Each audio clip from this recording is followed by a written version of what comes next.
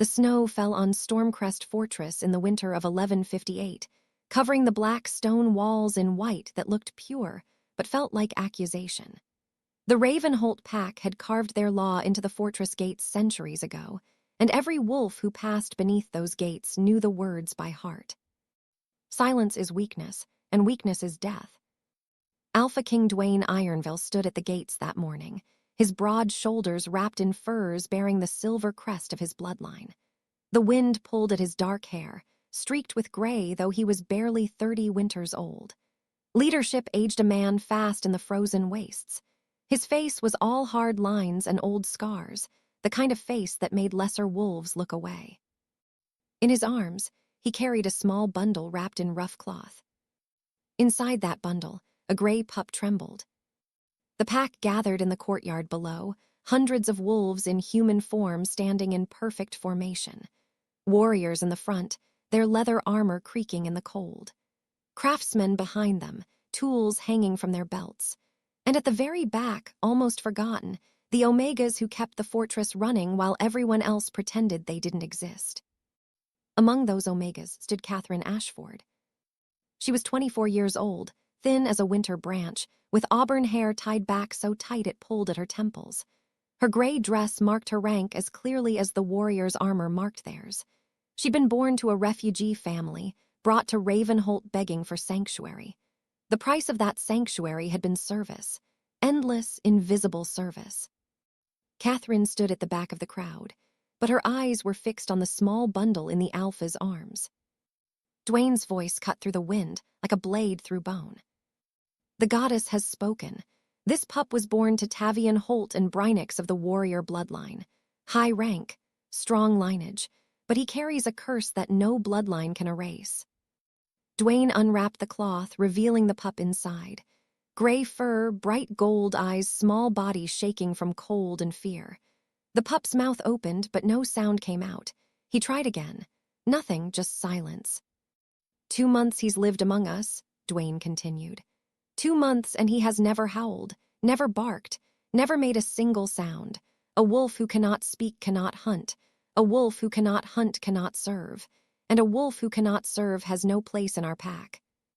Katherine's hands clenched at her sides. She could see the pup's parents standing near the front of the crowd. Tavian Holt stood rigid, his jaw locked, refusing to look at his son. Beside him, Brynix wept silently, tears freezing on her cheeks. But she didn't step forward. She didn't protest. No one protested. That was the worst part. Dwayne carried the pup beyond the gates, his boots crunching in the fresh snow. 20 paces from the fortress, he stopped. Far enough that a pup could never make it back. Close enough that they could all watch him die. The Alpha set the small bundle down in the snow. The pup looked up at him with those bright gold eyes, head tilted as if asking a question his mouth couldn't form. For just a moment, Dwayne's expression flickered. Something almost like regret passed across his face. Then it was gone. "May the goddess have mercy on what I cannot save," Dwayne said. It was the traditional blessing, spoken over every pup the pack had ever abandoned. Empty words that made cruelty feel holy. The Alpha turned and walked back through the gates. Behind him, the small gray pup sat in the snow and watched the only home he'd ever known close him out. The pack howled. It was tradition, a celebration of purity maintained, of hard choices made for the good of all. The sound rolled across the courtyard like thunder, hundreds of voices raised in perfect unity. Katherine didn't howl. She watched as the gates closed with a heavy clang of iron. She watched as the crowd began to disperse, warriors heading to the great hall where a feast waited. She watched as the snow continued to fall, covering the small gray shape outside the gates until it was barely visible.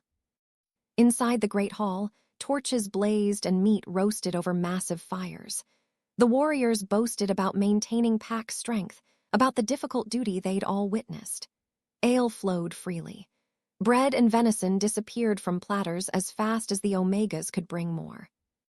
Dwayne sat at the head table, accepting praise he didn't want but wouldn't refuse. His brother Ulriken sat beside him, younger by 5 years with the same dark hair and strong build.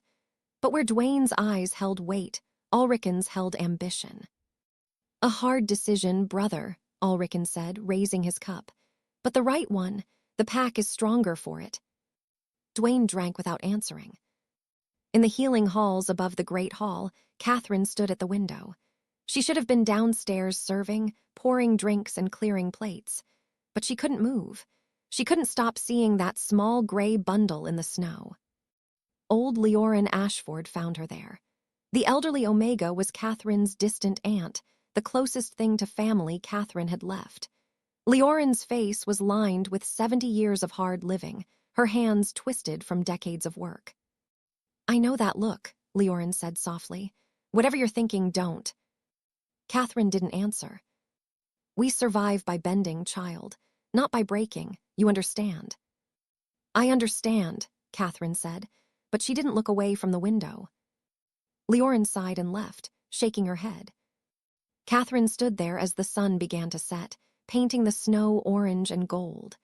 She stood there as the fortress grew warm with celebration and drunk with pride.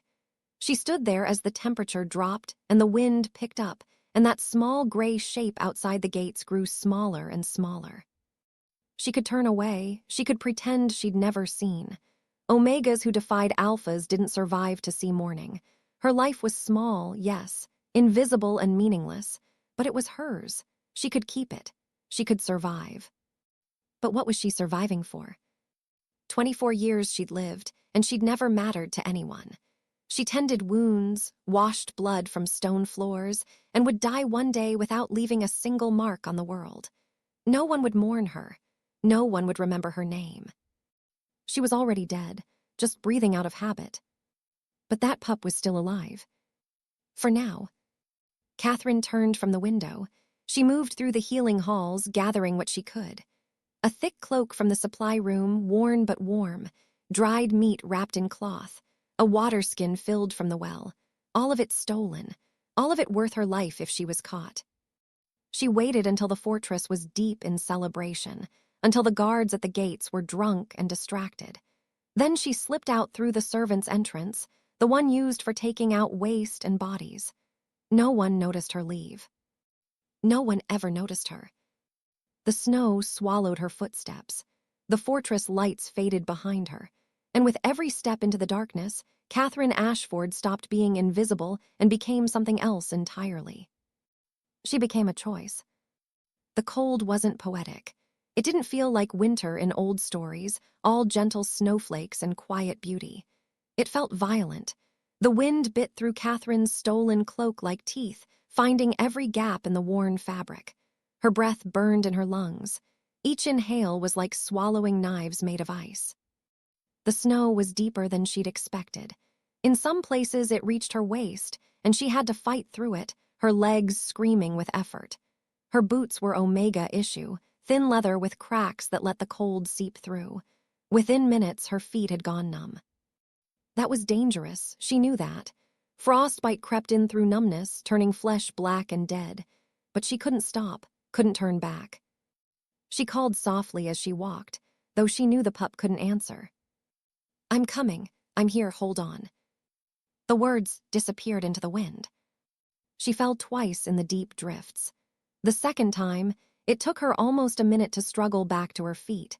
Her hands were shaking so badly she could barely grip the cloak to pull it tighter. The moon was rising now, full and bright, turning the snow into an endless field of white that reflected the light until Katherine's eyes ached. She squinted against the glare, searching for any sign of gray against all that white. She'd been walking for maybe 20 minutes when panic started to set in. What if she'd gone too far? What if she'd walked right past him in the dark? What if he'd already frozen and she was stumbling around out here for nothing? What if she died out here and no one ever knew why? Katherine stopped, breathing hard, her whole body shaking. The fortress was invisible behind her now, swallowed by darkness and distance. She was alone in the frozen wastes with nothing but stolen supplies and a hope that felt more foolish with every freezing second. Then she saw it. A small depression in the snow, about 15 feet to her left, and inside that depression, a tiny gray shape. Katherine stumbled toward it, falling to her knees beside the small bundle. Her hands, clumsy with cold, reached down and touched fur that felt hard as stone. She lifted the pup from the snow. Zarek's small body was rigid in her arms, his gray fur crusted white with frost. His mouth hung open slightly, his tongue visible and darkening. His chest was completely still. No breath, no movement. He was frozen solid. "No," Katherine whispered. The word tore from her throat raw and desperate. "No, please no." She pressed him against her chest, feeling nothing but cold hardness where there should have been warmth and life. She'd come too late. She'd waited too long, been too careful, and now this small life that no one else had valued was gone. Katherine opened her cloak and pressed Zarek's frozen body directly against her bare skin. The shock of cold against warm was agonizing, like being stabbed with icicles. She gasped, but didn't pull away. She breathed directly onto his small snout, warm air into his frozen mouth. Nothing happened. She tried again, cupping her hands around his face, breathing warmth against his frost-covered fur. Nothing. She held him tighter, her own body shaking violently now from cold and grief. Silent tears froze on her cheeks as they fell. "Take me instead," she whispered to the goddess she wasn't sure existed. "Let him live and take me, please. He hasn't done anything wrong, he's just different. That's not a sin. That's not worth dying for." The wind howled around them, indifferent to bargaining. Katherine breathed again, warm air against cold fur. She rubbed his small chest with trembling fingers, trying to generate heat, to spark life back into a body that had given up. Then she felt it. A twitch, so small she thought she'd imagined it. But then his chest expanded, just barely, and a tiny cough bubbled from his throat. Katherine's sob caught in her chest. She pressed him closer, breathing warmth against his face, rubbing his small paws between her palms. His eyes fluttered, clouded from the cold but opening. His paws kicked weakly against her hands. He was alive. Katherine pressed her face against his fur and cried. Just one broken sound that she buried against his small body, because even now, even out here alone, she couldn't risk making noise. Training went deep.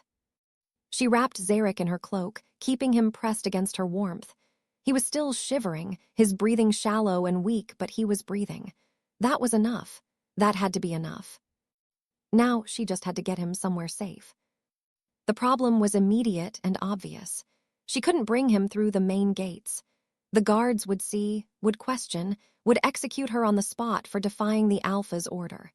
She couldn't leave him somewhere in the fortress outskirts because he'd freeze before morning. She needed shelter, warmth, secrecy. Katherine's mind raced through her knowledge of the fortress. 17 years she'd lived here, most of that time scrubbing floors and tending the sick. She knew passages the warriors had forgotten existed, chambers that hadn't been used in decades. The abandoned storage, rooms beneath the healing halls. She'd found them years ago while searching for old medical supplies. The entrance was through a crack in the foundation wall, barely wide enough for a child to squeeze through.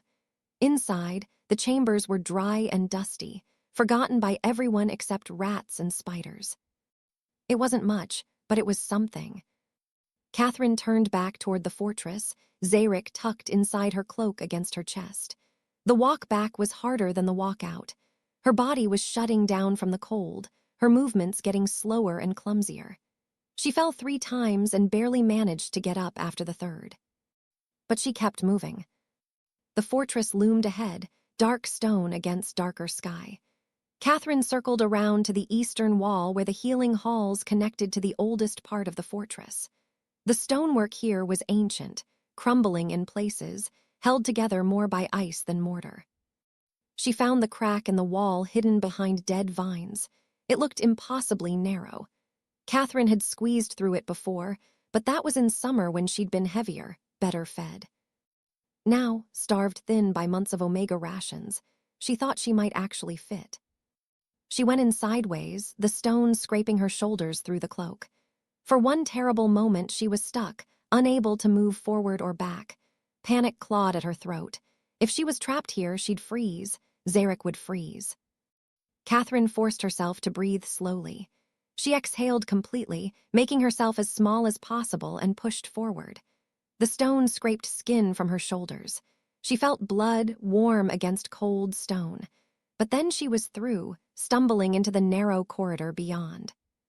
The chamber was exactly as she remembered. Small, no bigger than a horse stall, with stone walls and a stone floor.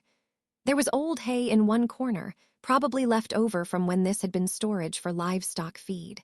The air was cold but still, protected from the wind.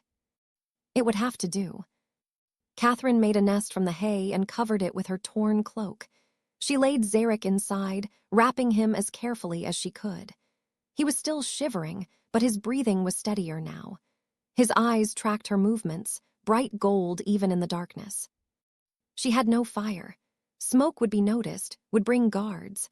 So she lay down beside the small pup and curled her body around his, sharing what warmth she had left.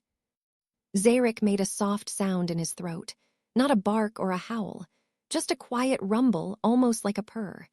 His small tongue licked her hand once, then he pressed his body against hers and closed his eyes. Katherine held him through the night, listening to his heartbeat grow stronger and steadier. Outside, the pack celebrated their purity. Inside, in the darkness beneath their feet, Katherine Ashforde became a mother to a pup the world had thrown away. As dawnlight began to filter through cracks in the stone, Katherine realized something that should have terrified her, but instead felt strangely peaceful. She'd crossed a line she could never uncross. There was no going back to being invisible now.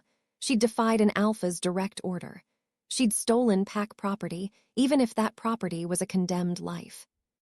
If they found out, they would kill her. But as she felt Zarek's warm breath against her skin, and his small heartbeat steady and strong, Katherine discovered she didn't care about survival anymore. She cared about this. And that made all the difference. 4 months.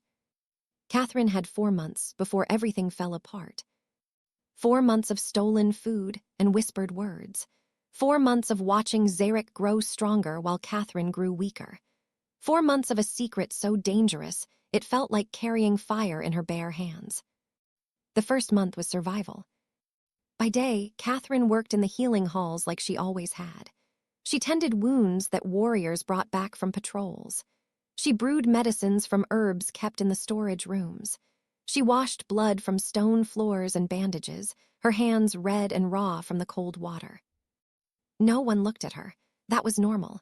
Omegas were furniture that occasionally moved. But Katherine used that invisibility. When she cleaned the kitchens, she pocketed crusts of bread that would have been thrown to the dogs.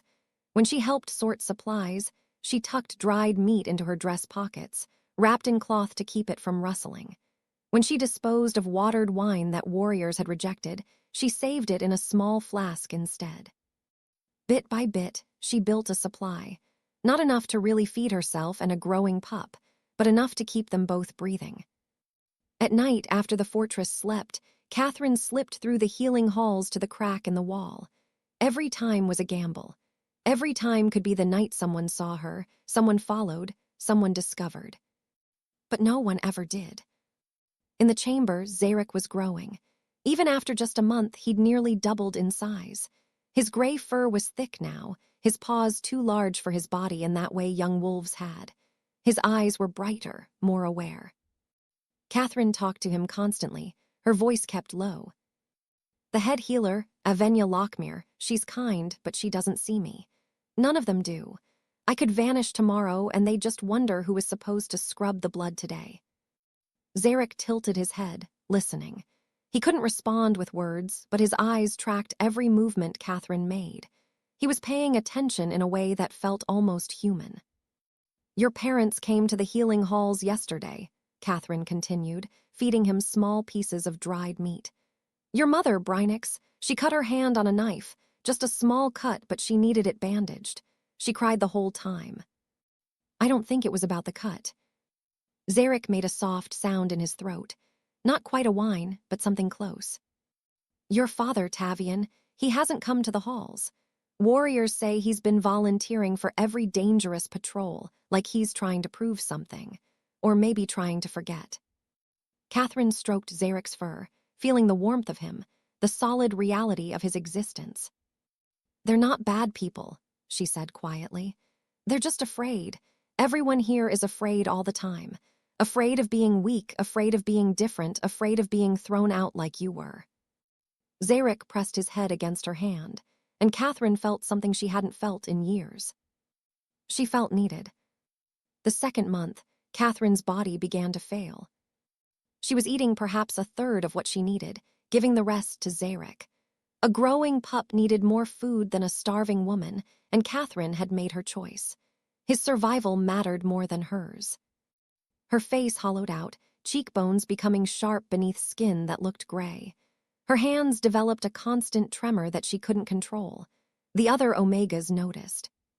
"You're wasting away," Leorin said one morning, gripping Catherine's thin wrist. "What's wrong, child?" "I'm fasting," Katherine lied smoothly. "For clarity." Leorin's eyes narrowed. "Fasting doesn't make your hands shake like that. You're sick." "I'm fine." "You're lying." Katherine pulled her wrist free. "I'm fine, Aunt Leorin. Please just leave it." The old woman watched her with worried eyes, but didn't push further. Omegas didn't pry into each other's business. Everyone had secrets they needed to keep. But others were noticing too. Katherine fainted once while carrying water buckets up the stairs. She caught herself on the wall, claimed it was just the heat from the fires. No one believed her, but no one cared enough to investigate. Except Avenya Lockmere, the head healer. The older woman called Katherine aside one evening, her weathered face creased with concern. "Sit," Avenya commanded, pointing to a stool. Katherine sat. Avenya examined her with the practiced eye of someone who'd been healing wounds for 40 years. She checked Catherine's pulse, looked at her eyes, pressed fingers against her neck. "You're starving," Avenya said bluntly. "Not fasting, starving. Your body is eating itself." "I'm eating enough," Katherine said. "Don't lie to me, girl. I've seen enough death to know when it's coming. Whatever you're doing, stop. Food is not something you can bargain with. Your body will take what it needs, and if you don't give it enough, it'll take it from your heart, your bones, your brain." Katherine nodded, knowing she wouldn't change anything. Avenya sighed. "I can't force you, but if you collapse during a healing and someone dies because you weren't strong enough to help them, that blood is on your hands." The threat was kind in its way. It gave Katherine a reason that wasn't about herself. That night, Katherine tried to eat more of the food she'd stolen. She managed 3 bites before guilt choked her. Zarek needed it more. He was still growing, still developing. She was already grown, already formed. She could survive on less. She had to. By the 3rd month, their roles had started to reverse in strange ways. Zarek was nearly adolescent size now, his body lean and strong. And Katherine discovered he had a gift that went beyond his silence. One night, as she sat exhausted against the stone wall, Zarek approached her. He pressed his paw against her hand, and suddenly Katherine felt something she'd never experienced before. Her own emotions, reflected back at her. She felt her exhaustion, yes, but also her fierce protective love for this pup. She felt her loneliness, decades deep, finally eased by having someone who needed her. She felt her fear of discovery, her acceptance of death, her peace with the choice she'd made. Zarek could sense emotions through touch. He could read hearts. "You knew I was out there that night," Katherine whispered, understanding dawning. "When I found you in the snow, you weren't unconscious. You were waiting. You felt me coming." Zarek's gold eyes held hers, and Katherine saw intelligence there that went beyond animal instinct. This pup understood more than anyone realized. The chambers connected to old tunnels, Katherine discovered. One night she followed a draft and found passages that led deeper into the fortress foundations, into areas that hadn't been used in a century. Zarek explored these tunnels when Katherine couldn't visit, learning the hidden geography of his prison. And he started hunting. Rats lived in the walls, mice nested in the old chambers. Zarek caught them, quick and efficient, and brought them back to the chamber. One night, Katherine arrived to find a dead rabbit waiting for her. She stared at it, then at Zarek, who sat beside his kill looking proud. "You can't," Katherine started, then stopped. The rabbit was fresh, still warm. Zarek must have caught it in the tunnels, in some part of the fortress where rabbits had gotten in through gaps in the walls. He pushed it toward her with his nose. The message was clear. Your turn to eat. Katherine broke. She'd held herself together through months of cold and hunger and fear. She'd stayed strong because Zarek needed her to be strong. But this simple gesture, this pup trying to feed the person who'd been feeding him, shattered something in her chest. She sobbed, deep and wrenching, the first real cry she'd allowed herself in months. Zarek pressed against her, making soft, rumbling sounds of concern in his throat. His empathy gift let him feel her pain, and he absorbed it without judgment, just offering presence and warmth. When Katherine could breathe again, she wiped her face with shaking hands. Thank you, she whispered. Together, they shared the rabbit. Katherine cooked it over a tiny fire built in a corner where the smoke could escape through cracks in the stone. It was risky, but she needed real food. Her body was giving out. The meat was tough and gamey, but it was the first full meal Katherine had eaten in weeks. She forced herself to eat slowly, to not make herself sick. Zarek ate his portion quickly, then curled up beside her with his head in her lap. As Katherine stroked his fur, she realized their relationship had shifted. She wasn't just saving him anymore. He was saving her too. They were keeping each other alive. The 4th month, everything started to unravel. Dwayne Ironville had noticed Katherine's decline. Not from concern, from annoyance. The Alpha King was in the healing halls one morning when Katherine was scrubbing the floor. She'd been dizzy all morning, her vision going dark at the edges. She was working on her knees because standing made the dizziness worse. You there, Ashforde? Katherine looked up. Dwayne stood over her, massive in his furs and leather. His face was all hard angles and controlled displeasure. When did you last eat a full meal? This morning, Alpha, Katherine lied without hesitation. Dwayne's eyes narrowed.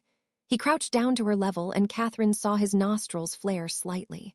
Wolves could smell lies, not perfectly, but well enough. Liar, Dwayne said quietly. Stand up. Katherine tried. Her legs shook so badly she nearly fell. Dwayne caught her arm, his grip iron strong, holding her upright. This close, he really looked at her. Skin stretched over bone, eyes too large in a skull-thin face, lips pale and cracked. She looked like death wearing skin. You will eat double rations starting today, Dwayne commanded. I won't have omegas wasting away in my fortress. It reflects poorly on my rule. Not concern for her, concern for his reputation. Yes, Alpha, Katherine said. But they both knew she wouldn't obey, and Dwayne's eyes told her he knew she knew. Why are you doing this? Dwayne asked, and for just a moment, his voice held genuine confusion rather than command. Katherine met his eyes. Doing what, Alpha? Killing yourself, slowly, deliberately. What are you hiding? Nothing, Alpha.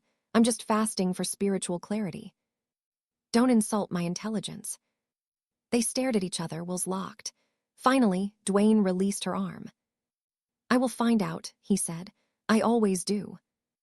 That night, as Katherine made her way to the hidden chambers, she didn't know that Dwayne stood in a corridor 3 levels above, listening to her footsteps disappear into walls that shouldn't have passages. She didn't know that he would follow those sounds tomorrow night. She didn't know that her 4 months of borrowed time were about to run out. In the chamber, she held Zarek close and whispered the truth she'd been avoiding. I think he knows something's wrong. The Alpha, he's watching me now. Zarek pressed his paw to her hand, and through that touch, Katherine felt his calm acceptance. Whatever came, they would face it together. But as Katherine tried to sleep that night, curled around the pup who'd become her whole world, she couldn't shake the feeling that tomorrow would change everything. She was right. Dwayne Ironville was a patient hunter. The key to tracking prey wasn't speed or strength. It was patience, watching, waiting, learning patterns, then striking when the target felt safest. He'd been watching Katherine Ashforde for 3 days now, noting her movements. She worked her shifts in the healing halls, performed her duties adequately despite her obvious physical decline. But every night after the fortress settled into sleep, she disappeared. Not through the main corridors. Those were patrolled, guarded. She went somewhere else. Somewhere that required her to move through the oldest parts of the fortress, where stone crumbled and passages had been forgotten. Dwayne didn't follow immediately. That would be too obvious. Instead, he bribed a young servant named Katherine Ashforde with forgiveness of gambling debts. "Tell me where the Omega goes at night," Dwayne commanded. "Every detail." Katherine reported back the next evening. "She goes toward the Eastern Foundation, Alpha, the part that connects to the healing halls. Then she just vanishes. I swear it. One moment she's there, the next she's gone into the wall itself." Into the wall. Dwayne knew those walls. The Eastern Foundation was the oldest part of Stormcrest, built when the Pack first claimed this territory over 500 years ago. The architecture was different there, more maze-like, with chambers and passages that newer construction had buried. Storage rooms, animal pens, forgotten spaces. Perfect for hiding something. The question was what? Stolen goods? A secret lover? Neither made sense. Katherine had nothing worth stealing and no one who'd risk loving an Omega in secret. The punishment for both would be death, but Katherine was already dying. She wasn't afraid of consequences. So what was worth dying for? Dwayne waited until the fourth night. He followed Katherine at a distance, silent as snow, every instinct honed from years of hunting wolves and men in the frozen wastes. He watched her slip through the healing halls, pause at a narrow corridor, then squeeze through what looked like solid wall. For a moment, she was visible between the dead vines, then gone. Dwayne approached the wall. Up close, he saw it. A crack in the foundation, barely wide enough for a child. Katherine had gone through sideways, her skeletal frame small enough to fit. Dwayne was not small. He forced his shoulders through, stones scraping his back, his chest. For one terrible moment, he was stuck, unable to move forward or back. His breath came quick and shallow. If he was trapped here, if he couldn't get out, they'd find the Alpha King wedged in a wall like a fool. Then the stone gave slightly, old mortar crumbling, and Dwayne pushed through. He stood in a narrow corridor he'd never known existed. Ahead, dim firelight flickered. Dwayne followed the light. The corridor opened into a small chamber, and there, in the firelight, was Katherine Ashforde. But she wasn't alone. Curled at her feet, eating strips of dried meat from her trembling hand, was a gray adolescent wolf, nearly full-grown, with bright gold eyes and a thick coat. The wolf Dwayne had carried into the frozen wastes 4 months ago. The condemned pup alive. Time stopped. Dwayne's mind raced through impossible calculations. How? The pup should have frozen within an hour. The gates had been locked. No one had left the fortress that night except they had. Katherine had. While the Pack feasted and celebrated, this Omega had gone into the killing cold and brought the forsaken pup back. Katherine turned slowly. Her face was calm, resigned. She'd known this moment would come. "I know what happens now," she said quietly, "but it was worth it." Dwayne couldn't speak. His world had just shattered into pieces he didn't know how to reassemble. "Do you understand what you've done?" His voice came out low, dangerous. "This isn't mercy, Ashforde. This is treason." "I understand, Alpha." Katherine stood on shaking legs. "I saved a life you threw away. I chose him over your law. Execute me if you must. But he's innocent. Let him live." "Innocent," Dwayne stepped forward. "He's cursed. The goddess rejected him." "The goddess?" Katherine's laugh was bitter, hollow. "Or did you reject him because he didn't fit your idea of strength?" The wolf rose, placing himself between Dwayne and Katherine. No aggression, just protection. His gold eyes locked onto Dwayne's and something passed between them. Recognition. Challenge. Understanding. Dwayne reached out, intent to grab the wolf, to remove him, to end this. His hand touched the wolf's head. And the world exploded. Emotions slammed into Dwayne like a physical force. Not his emotions, everyone's. He felt 4 months of Katherine's feelings compressed into seconds. Her terror the night she rescued the pup. Her determination as she fed him her rations. her pain as her body consumed itself, her joy every time he grew stronger, her love, fierce and absolute and sacrificial. But it didn't stop there. The wolf's touch opened something in Dwayne, some sense he'd never known he had. He felt the pack's hidden emotions. Warriors who followed him out of fear, not loyalty. Elders who plotted in shadows, hungry to control rather than counsel. Omegas who smiled when he passed but hated him in their hearts. He felt Tavian Holt's secret grief for the son he'd been forced to abandon. Brynix's rage at a system that demanded her child's death. And deeper still, he felt the pack's spiritual rot, centuries of cruelty disguised as strength, fear masquerading as tradition, weakness pretending to be power. Dwayne broke the connection, gasping. He stumbled backward, his legs unsteady. Everything he'd believed, everything he'd built his reign on, felt hollow.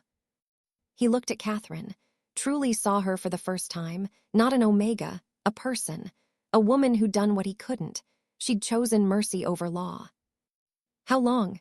Dwayne asked, his voice rough. 4 months. "You've been feeding him, starving yourself." "Yes." "Why?" Katherine met his eyes. Because someone had to see him as more than his silence. Dwayne's hands shook. He pressed them against his thighs, trying to steady himself. The wolf watched him with those knowing gold eyes, and Dwayne felt exposed in a way he'd never experienced. "Let me see his paw," Dwayne said. Katherine hesitated, then gestured. The wolf approached Dwayne warily, then lifted his front paw. Dwayne examined it, turning it to see the pad underneath. There, burned into the skin as if by divine hand, were 3 perfect concentric circles. The mark of the silent prophet. Dwayne's breath stopped. Every alpha knew this mark. It was in the oldest pack texts, the prophecies passed down through 17 generations. The silent prophet would come when the pack had grown too brutal, too obsessed with strength. He would speak truth without words and lead through understanding rather than fear. The one who would end the age of howling and begin the age of understanding. Dwayne had tried to kill the prophesied king. "You saved him," Dwayne whispered. "The prophesied king, and I tried to murder him." Katherine's confusion was genuine. Prophesied king. Dwayne looked at her, and for the first time in his reign, the Alpha King was afraid. "If the pack learns what I've done, they'll tear me apart. If they discover I condemned the silent prophet to death, my crown, my life, everything I am will be forfeit." "Then kill us," Katherine said simply. "It's what you came here to do." Dwayne stared at her. At this skeletal Omega who'd starved herself to save a pup no one else had valued. At the wolf who could read hearts and reveal truth. At the mark that meant everything Dwayne had built was about to change. He could kill them, it would be easy, quick, no one would know. But Dwayne had felt what the wolf could do. He'd experienced truth for the first time in his life, and he realized something terrible. He didn't want to kill them. He wanted to understand. "No," Dwayne said finally. "I'm not going to kill you, but we can't stay here. If I found this place, others might. And Ulriken has been watching me. He's hungry for any weakness he can exploit." "So what do you want?" Katherine asked. "I need time. Time to understand what this means. Time to figure out how to use this without losing everything." "Use this," Katherine's voice went cold. "He's not a tool." "I didn't mean," Dwayne stopped, frustrated. "I meant the prophecy. If I can present him correctly, show the pack that I've been protecting the silent prophet all along, then maybe." "You want to lie." "I want to survive, and so should you." They stared at each other, the gulf between Alpha and Omega suddenly very visible. The wolf made a soft sound, and both Dwayne and Katherine looked down. Those gold eyes held something ancient, something beyond the young body they inhabited. "There's a tower," Dwayne said. "The East Tower. It's rarely used, isolated. I can move you there tonight. Tell the pack you're quarantined for illness. And we'd be your prisoners. You'd be alive." Katherine looked at the wolf. He pressed his paw to her hand, and she felt his calm acceptance. Whatever came, they would face it. "All right," Katherine said. "The tower." Dwayne nodded. Pack what you need. We move now while the fortress sleeps. The move happened in darkness and silence. Dwayne carried Katherine himself. She weighed almost nothing, light as a child despite being a full-grown woman. It made something twist in his chest that he didn't want to examine too closely. The wolf followed them through passages Dwayne hadn't known existed, his paws silent on stone. Several servants saw them, but no one questioned. The Alpha's business was not theirs to understand. The East Tower was ancient, built when Stormcrest was young. Narrow spiral stairs wound up 3 levels to a single room with a real bed, a fireplace, and windows that looked out over the frozen wastes. Dwayne set Katherine on the bed. She sank into the mattress, her body so used to sleeping on stone and hay that real comfort seemed to confuse her. The wolf explored the room quickly, checking corners and shadows, then settled near the fireplace. "I'll send food," Dwayne said. "Real food, you'll eat it." "Why are you doing this?" Katherine asked. Dwayne didn't answer immediately. He stood by the window, looking out at the snow-covered landscape where he'd abandoned this wolf to die. "Because when I touched him, I saw what the pack really is, what I've made it, and I saw what you did. Giving everything for someone who couldn't thank you, couldn't even cry out for help. I've never done that. I've never given anything that cost me. So this is guilt. This is trying to be better than I was." Katherine studied him in the firelight. This man who'd condemned an innocent pup to death. This alpha who'd built his reign on fear. But she saw something in his face now that hadn't been there before. Doubt, and maybe the beginning of change. "The door locks from the outside," Dwayne said. "For your protection. We're prisoners. You're alive." He left before she could respond, the lock clicking behind him. Katherine sat in the real bed, in the warm room, and felt the weight of what she'd done settle over her. She'd saved Zarek's life, but she'd also delivered them both into the hands of the man who'd tried to kill him. The wolf approached, pressing his head against her hand. Through the touch, Katherine felt his calm. He trusted this. He trusted Dwayne more than Katherine did. "I hope you're right," Katherine whispered. At dawn, Dwayne made the announcement in the Great Hall. "The Omega Katherine Ashforde has been quarantined in the East Tower for possible illness. No one is to approach until I declare it safe." The pack accepted without question. Omegas got sick. It happened. No one cared enough to investigate. Within hours, Katherine was forgotten. But Dwayne didn't forget. He came that evening with food. Bread still warm from the ovens, roasted meat, cheese, fruit that had been stored carefully through the winter. "Eat," he commanded, setting the tray on the small table. "Why?" "Because you're dying, and a dead Omega can't answer my questions." Katherine took the bread, tearing it into small pieces. She ate slowly, her stomach no longer used to real food. Dwayne sat in the chair across from her, watching. The wolf watched him back, those gold eyes unblinking. "How did you know?" Dwayne asked. "About his ability to sense emotions." "I didn't, not at first. He was just a pup who'd been condemned for being different.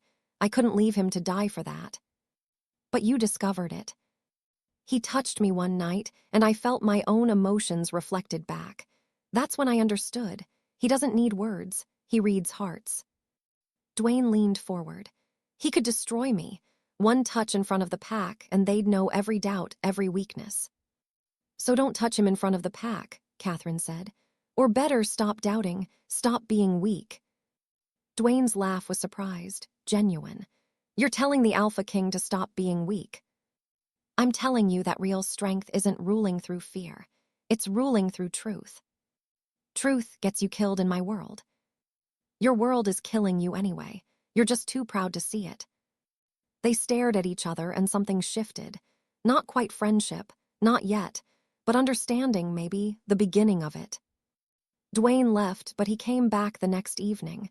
And the evening after that. Each visit lasted longer. Each conversation went deeper. By the second week, they were talking about things that had nothing to do with the wolf or the prophecy. "Why are you Omega?" Dwayne asked one night. "You're clearly intelligent." Katherine's laugh was bitter. Intelligence doesn't matter if you're born to the wrong bloodline. My family were farmers, then refugees. We came to Ravenholt begging sanctuary. The price was this. She gestured to herself, to her Omega status. I never thought about it, Dwayne admitted. The price Omegas pay. Alphas rarely do. Dwayne was quiet for a long moment. Then, tell me about your family. Dead. My mother died in childbirth when I was 12. My father died defending the border 3 years later. Leorin is the only family I have left, and she's distant enough that we barely know each other. You've been alone. I've been invisible, not the same as alone, but close enough. Dwayne's expression shifted, something like recognition crossing his face. I know that feeling. You're the Alpha King. Everyone sees you. They see the crown, the title, not me.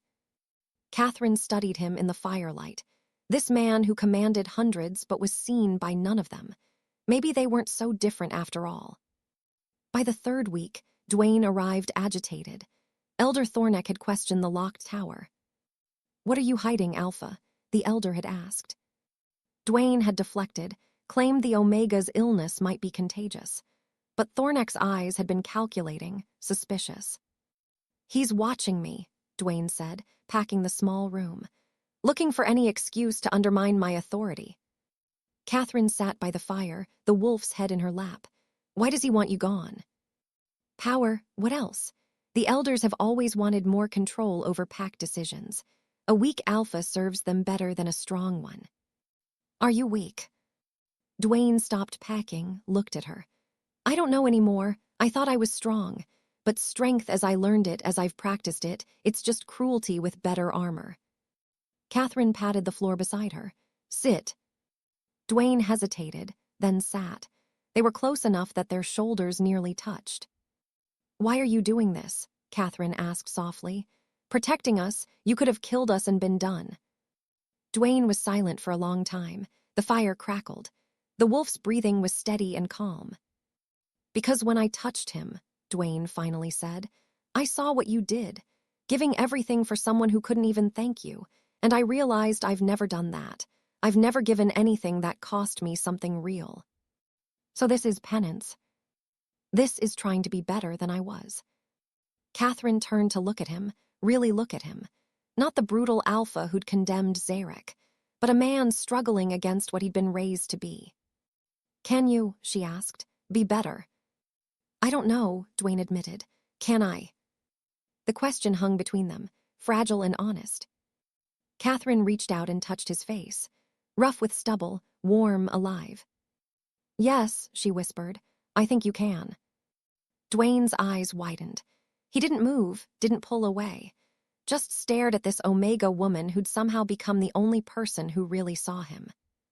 Then he kissed her. Gentle, hesitant, reverent, like she was something precious that might break.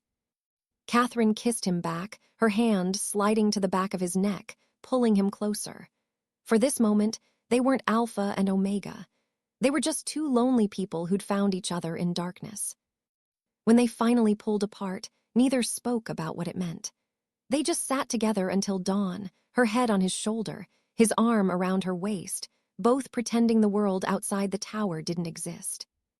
But the world did exist. And in that world, Ulrich and Ironville watched the tower with calculating eyes. Elder Thorneck sharpened his knives, and the prophecy moved closer to fulfillment, whether through blood or love, no one yet knew. The morning after the kiss, Katherine woke to find Dwayne still beside her. He'd fallen asleep sitting against the wall, his head tilted back, his breathing deep and even. She studied his face in the early light. Asleep, the harsh lines softened. He looked younger, less burdened, more human. Zarek watched them both from across the room, his gold eyes knowing in that unsettling way he had.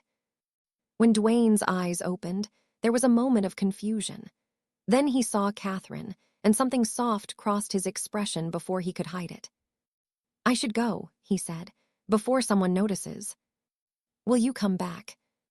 Always. He left quickly, the lock clicking behind him. Katherine sat in the quiet tower and felt something she hadn't felt in years. Hope. Maybe they could make this work. Maybe Dwayne could present Zarek to the pack as the prophesied king. Maybe she and Dwayne could build something real between them. Maybe. But outside the tower, in the Great Hall, Ulrich in Ironville was speaking with Elder Thornek Grimwell in low, urgent tones. "My brother has been obsessed with that tower for weeks," Ulrichen said. "Every night he goes there. Every night he stays for hours. What is he hiding?" Thornek's ancient face was thoughtful. "I've had servants watching. They report strange sounds from within, not illness sounds, voices, movement, something alive." "You think he's keeping a prisoner?" "I think he's keeping a secret, and secrets make men vulnerable." Ulrichen smiled, cold and calculating. "Then we should discover this secret, for the good of the pack." "Tonight," Thornek agreed. "We act tonight." In the tower, Katherine was teaching Zarek a game with her hands, making shapes and seeing if he could guess what they meant. He was remarkably good at it, his intelligence clearly far beyond normal wolf comprehension. "You understand so much," Katherine said softly. "Sometimes I think you understand more than any of us." Zarek pressed his paw to her hand, and Katherine felt his calm certainty. He knew something was coming. He'd been preparing. The day passed slowly. Katherine ate the food Dwayne had brought, forcing herself to take more than she wanted. Her body was starting to recover, flesh filling out the hollow places, color returning to her cheeks. By evening, she was packing the small room, restless with a tension she couldn't name. Zarek stayed near the door, his body alert, his ears swiveling toward sounds Katherine couldn't hear. Then, just before dawn, the door exploded inward. Not unlocked, not opened, exploded, torn from its hinges by brute force. Ulrich in Ironville strode through, 12 warriors at his back, swords drawn, faces grim. Behind them, Elder Thornek, his ancient face twisted with righteous fury. Katherine scrambled from the bed, placing herself in front of Zarek. The wolf growled, the first real sound beyond soft rumbles anyone had heard from him. Ulrichen's eyes took in the scene. Katherine, Zarek, the comfortable room, the unmade bed. "Well," Ulrichen said, his voice dripping false sympathy. "Brother has been busy, keeping Omega pets in secret towers, protecting the cursed pup the goddess herself rejected. Tell me, how long did you think you could hide this?" Footsteps thundered on the stairs. Dwayne burst into the room, his face a mask of fury and fear. "Ulrichen, stand down." "Stand down," Ulrichen laughed. "I think not, brother. You've broken pack law. The punishment is death for all 3 of you." "You don't understand what he is," Dwayne said, stepping between Katherine and the warriors. "Oh, I understand. He's the mute reject you couldn't kill properly. But I won't make that mistake." "He's the silent prophet," Dwayne said. "The one from the ancient prophecy." Shocked silence filled the room. Then Thornek spoke, his voice shaking. "Show me." Zarek stepped forward. No fear, just calm certainty. He approached Dwayne, then Ulrichen, then lifted his paw. The mark was undeniable. 3 concentric circles, impossibly perfect, burned into his flesh. Thornek stumbled backward, his hand clutching his chest. The warriors looked at each other, uncertainty replacing their earlier certainty. But Ulrichen recovered first. "A mark," he sneered, though sweat beaded his forehead. "Marks can be faked, burned into skin by clever hands." He looked at Thornek. "Tell them, Elder, tell them about the prophecy, the real prophecy." Thornek's resolve crumbled like rotten wood. His voice came out barely above a whisper. "There have been others, marked children, 11 over 5 generations." Katherine's breath caught. "Others." "We killed them." Thornek's eyes were hollow. "Every marked pup we found a reason. Too weak, too strange, too different. We called it pack law, goddesses' will, survival. But the truth is we knew what they were. We knew the prophecy, and we were terrified." "Why?" Katherine demanded. "Because the prophecy says the silent prophet will end the age of dominance and begin the age of understanding. To the elders, to the warriors, that meant losing power. We've been systematically murdering prophesied children for 200 years. Horror spread through the room. Warriors who'd followed orders believing they upheld sacred law now realized they'd been tools in a conspiracy. One warrior, Rydell Storm, dropped his sword. By the goddess, we're child killers, we're monsters. Monsters? Ulriken's laugh was unhinged. No, we're survivors. The old ways kept us strong for centuries. This prophecy, this change, it'll destroy us. Better to kill one pup than let the pack go soft. He raised his blade toward Zarek. The prophecy ends here. Katherine saw the blade rise, saw the madness in Ulriken's eyes, saw Dwayne moving, too far, too slow, wouldn't reach in time. She saw Zarek, the pup she'd pulled from Snow, starved for, loved. She saw her life, 24 years of invisibility, of not mattering. And she chose.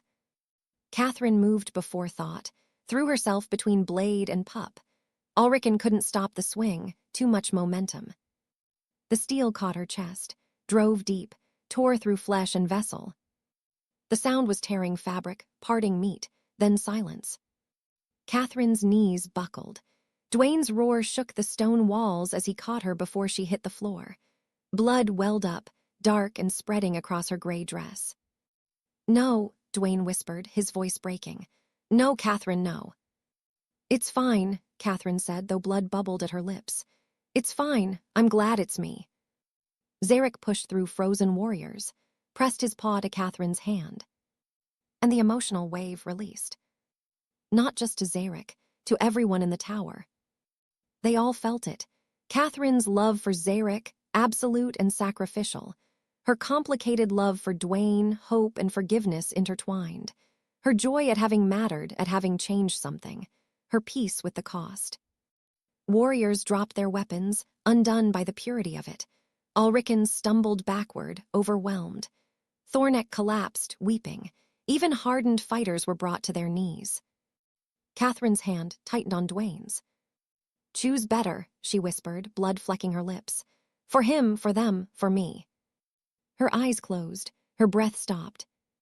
And Katherine Ashforde, invisible Omega, savior of prophets, woman who loved a broken king, died in the arms of the only person who'd ever truly seen her.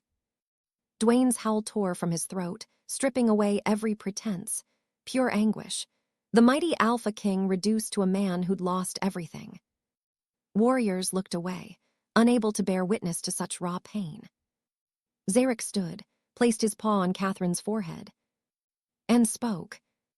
For the first and only time, the silent prophet's voice resonated with otherworldly authority. Her silence protected me. My silence will honor her. And from this day forward, no voice shall be valued over the truth of the heart. The words weren't just heard.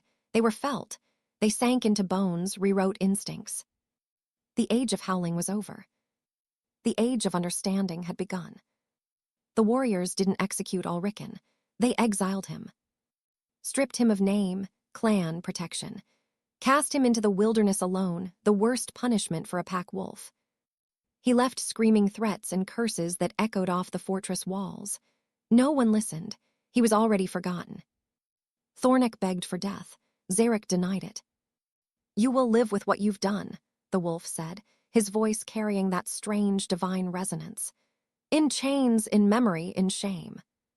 The elder was imprisoned in the lowest chamber, forced to record the names of every child he'd helped murder. His confession would become required reading for every pup, a warning against power's corruption.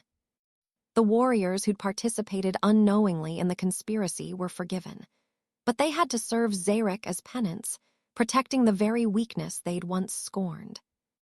Dwayne wanted to bury Katherine in the place of highest honor, the sacred ground where alphas rested. Zarek chose differently. Where I was abandoned, the wolf said. She found me there in death, let her rest there in life. The entire pack attended Katherine's burial. Every member, from highest warrior to lowest servant, unprecedented for an Omega. Dwayne carried Katherine's body himself, wrapped in the finest furs the pack possessed.